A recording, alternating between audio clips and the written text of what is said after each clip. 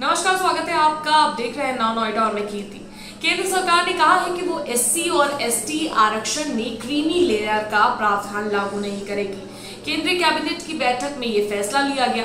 केंद्रीय मंत्री अश्वनी वैष्णव ने कहा कि कैबिनेट मीटिंग में एससी एसटी आरक्षण को क्रीमी लेयर को लेकर सुप्रीम कोर्ट का हालिया राय पर विस्तार से चर्चा हुई। Doctor B R. अम्बेडकर द्वारा तैयार संविधान में एससी एसटी के लिए जो आरक्षण की व्यवस्था है उसमें क्रीमी लेयर का प्रावधान नहीं है।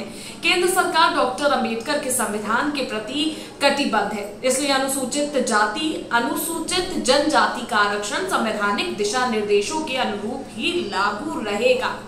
अब ये क्रीमी लेयर क्या है, इसको समझ लीजिए। क्रीमी लेयर ये मतलब है इससे कि वो वर्ग जिसने आर्थिक और सामाजिक रूप से प्रगति कर ली है, क्रीमी लेयर के दायरे में आने वाले लोगों को रिजर्वेशन का लाभ नहीं दिया जाता। अभी ओबीसी रिजर्वेशन में भी क्रीमी लेयर का प्रावधान लागू है। इसके अलावा अनुसूचित जाति एवं जनजाति के प्रमोशन के मामले में भी क्रीमी लेयर का सिद्धांत लागू है। अन्य पिछड़ा वर्ग यानी ओबीसी को सरकारी नौकरियों और शैक्षणिक संस्थानों में 27% रिजर्वेशन मिलता है।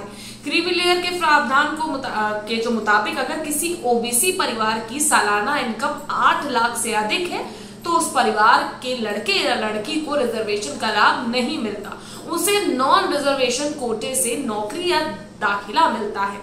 क्रीमी लेयर की व्यवस्था कब से शुरू हुई, अब ये भी सुन लीजिए। क्रीमी लेयर की शुरुआत पहली बार साल 1993 में हुई। उस समय 1 लाख सालाना की आय वाले लोगों को इस कैटेगरी में शामिल किया गया।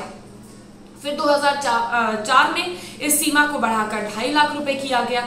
2008 में 4.5 लाख रुपए, 2013 में 6 लाख रुपए और 2017 में इसी क्रीमी लेयर को 8 लाख रुपए तय कर दिया गया। अब संविधान में क्या कहा गया है? संविधान के अनुच्छेद 15(4) और 16(4) और 340(1) में पिछड़े वर्ग शब्द का उल्लेख मिलता है।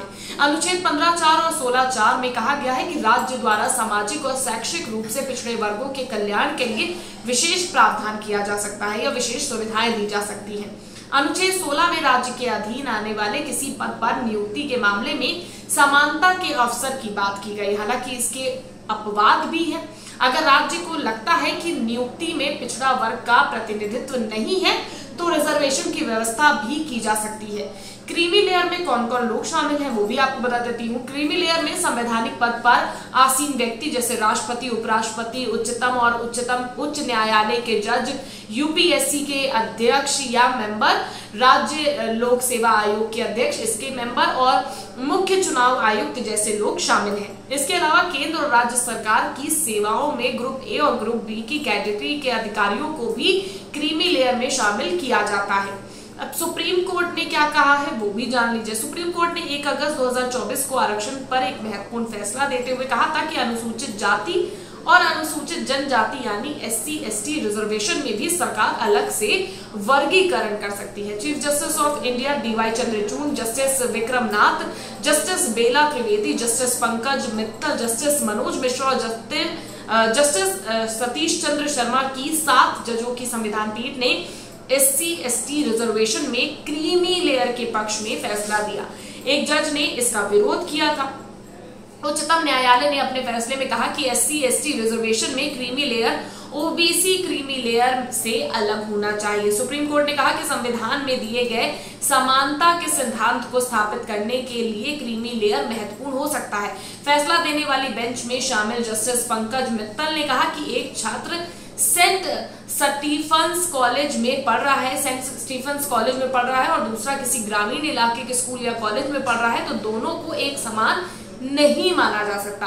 अगर एक पीढ़ी रिजर्वेशन का लाभ लेकर आगे बढ़ गई है तो दूसरी पीढ़ी को आरक्षण नहीं मिलना चाहिए।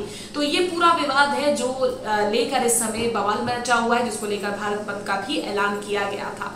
वीडियो पसंद आई हो, जानकारी पसंद आई हो तो लाइक और शेयर जरूर करेगा। चैनल को सब्सक्राइब करना मत भूलिए।